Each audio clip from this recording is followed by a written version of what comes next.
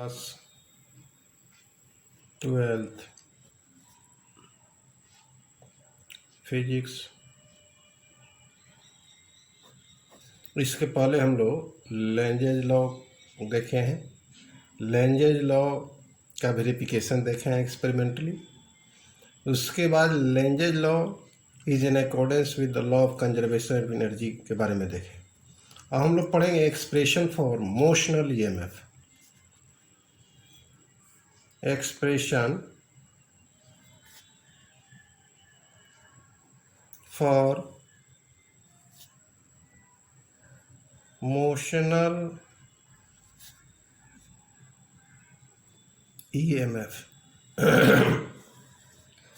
Motional EMF मान motion के कारण यदि किसी कंडक्टर को हम लोग मैग्नेटिक फील्ड ऐसे हो यूनिफॉर्म है, इस मैग्नेटिक फील्ड का डायरेक्शन जो है इनवर्ड्स है, अंदर की ओर है।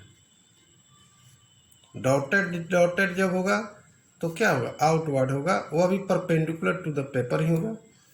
ठीक है, तो इसमें यदि किसी कंडक्टर को हम मूव कराते हैं तो आप जानते हो कि कंडक्टर में number of electrons, free electrons बहुत होते हैं और इस कंडक्टर के मूव करने के कारण इलेक्ट्रॉन भी मूव करते हैं और जिसके कारण जो मूव करते हैं तो इंड्यूस्ड ईएमएफ प्रोड्यूस्ड होता है। इंड्यूस्ड ईएमएफ कैसे प्रोड्यूस्ड होता है, जैसे मान लो किसी कंडक्टर को मूव कराते हो तो यहाँ कंडक्टर फॉर फोर्स, जो इलेक्ट्रॉन होते हैं उस पर फोर्स लगते हैं और फोर्स लगने से इलेक्ट्रॉन जो है, यहाँ फोर्स जो लगेगा वह डाउनवर्ड्स अंदर की है। इस मैग्नेटिक फील्ड का डायरेक्शन तो डाउनवर्ड्स फोर्स नीचे की ओर है, जिसके कारण इलेक्ट्रॉन जो है यहाँ कलेक्टेड हो जाते हैं। जब इलेक्ट्रॉन आ जाते हैं तो इसके ऊपर वाले भाग पर क्या हो जाएगा, पॉजिटिव चार्जेज हो जाएगी। तो इस तरफ निगेटिव और पॉजिटिव के कारण पोटेंशियल डिफरेंस अराइज हो जाएगा और जब पोटेंशियल डिफरेंस अराइज होगा तो ईएमएफ प्रोड्यूस्ड द करंट। तो इसमें क्या होगा, इंड्यूस्ड ईएमएफ प्रोड्यूस्ड हो जाएगा। पोटेंशियल डिफरेंस होना चाहिए, अर्थात मिनी बैटरी की तरह यह काम करने लगेगा। अब वैसे ही एक हम लोग कंडक्टर पर विचार करते हैं। एक फ्रेम है, यह फ्रेम रेक्टेंगुलर है मान लो, और इस फ्रेम में ये मान लो ए बी सी और डी फ्रेम है। यूनिफॉर्म मैग्नेटिक फील्ड में यह रखा गया है। तो यह जो इसका यह बीसी आर्म है वह आगे पीछे खिसक सकता है, ऐसा हम लोग महसूस करते हैं। तो इसको जब हम मूव कराते हैं वी वेलोसिटी से तो जितना एरिया यह कवर करता है मैग्नेटिक फील्ड्स का, उसमें चेंजिंग आती है और change in magnetic lines of forces को हम लोग क्या कहते हैं, मैग्नेटिक फ्लक्स कहते हैं। और जब एरिया में चेंजिंग आएगी, मैग्नेटिक फ्लक्स होगा, तो उसका मैग्नेटिक फ्लक्स का वैल्यू क्या होता है, field into change in area. वैसे इसका मान हम लोग निकाल सकते हैं। ठीक है ना। तो देखिए इसका लेंथ मान लो हम एल मान लेते हैं। कितना माने, मान लो एल मान लिए इसका, और यह यहां से मान लो जो फील्ड में चेंजिंग आया, अर्थात यह बीसी जो है का पोजीशन हमने वी वेलोसिटी से आगे बढ़ा दिया। यह मान लो सपोज करो यह पोजीशन जो है बी डैश सी डैश हो गया और यह कितना एरिया में चेंजिंग आया, इसको मान लो ये एक्स है। यह एरिया यहाँ से क्या कहते हैं, इसका ये डीसी का जो एक तरह से लेंथ है या इसका ब्रीड्थ हम कह सकते हो, वह क्या है, एक्स है। तो ये इसका चेंजिंग जो हुआ एरिया में वह मान लो हम लोग मान लेते हैं डेल्टा एक्स मान लेते हैं। कोई दिक्कत, या dx ही मान लो, dx ही मान लो, ठीक है ना। तो देखो यहाँ लिखेंगे लेट ए क्लोज्ड लूप, ठीक है, A B C D placed in a uniform magnetic field B vector directed into the page, मतलब अंदर की ओर इसका डायरेक्शन है। तो देखो अब मान लो let change in magnetic flux linked with the closed circuit in the closed circuit या लूप, ठीक है ना, इन टाइम dt मान लेते हैं। अब व्हेन सपोज करो coil moves out of the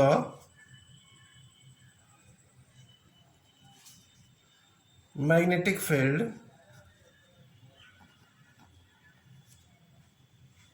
through a small distance dx, suppose करो। तो मैग्नेटिक फ्लक्स में एरिया में चेंजिंग आएगा तो मैग्नेटिक फ्लक्स में चेंजिंग आएगा, अर्थात मैग्नेटिक फ्लक्स फाई बी से डिनोट कर दिए, ये बराबर कितना होगा, field into change in area of the circuit,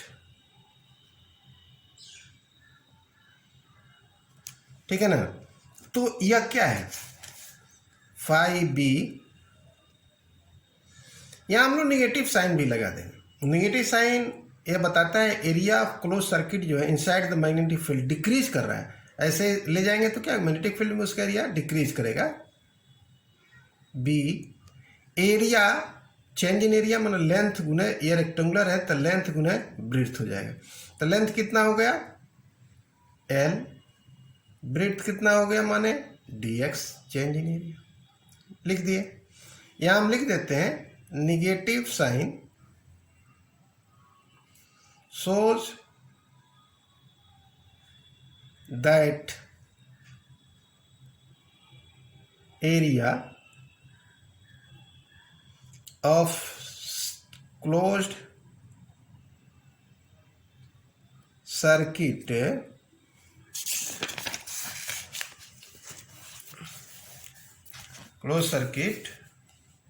in the magnetic field decreases, ठीक है। तो आप जानते हो according to second law of Faraday of electromagnetic induction, induced EMF जो प्रोड्यूस्ड होगा ई बराबर कितना हो जाएगा, minus d phi B by d t. तो यहां हम लोग देखो यहां फाई बी का वैल्यू कितना है, ब्रीथ बी है, एल है, डी एक्स है। तो इसका मतलब यह हुआ बी और एल यह फिक्स्ड है, कांस्टेंट है, यह चेंज नहीं होगा, केवल चेंजिंग एक्स में आ रहा है। तो इसलिए हम लिख सकते हैं कि फाई का वैल्यू रख दिए फाई बी का, तो बी इंटू एल बाहर हो गया, और dx बाई dt हो गया। तो इसको हम लोग लिख दिए माइनस bl, यहाँ v हो गया, क्योंकि आप जानते हो dx क्या है, rate of change of distance with respect to that is speed, v हो गया। तो यह हो गया induced expression for motional EMF, ठीक है ना। अब यदि मान लो कि एक चीज और देखते हैं, if R be the resistance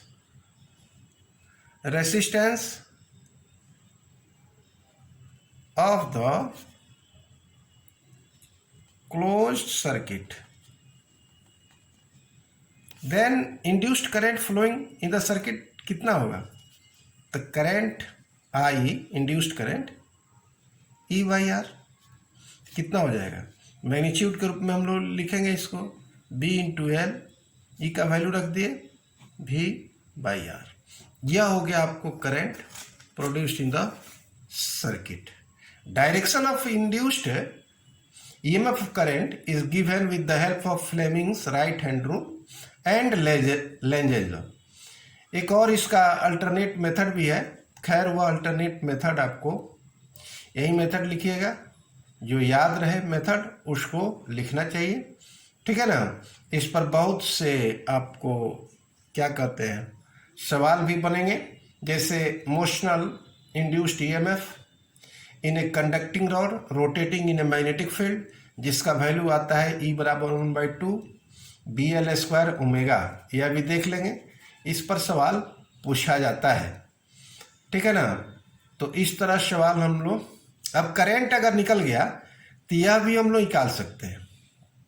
देखो आप जानते हैं अकॉर्डिंग टू लेंजेज और direction of induced current in the rectangular conductor is clockwise.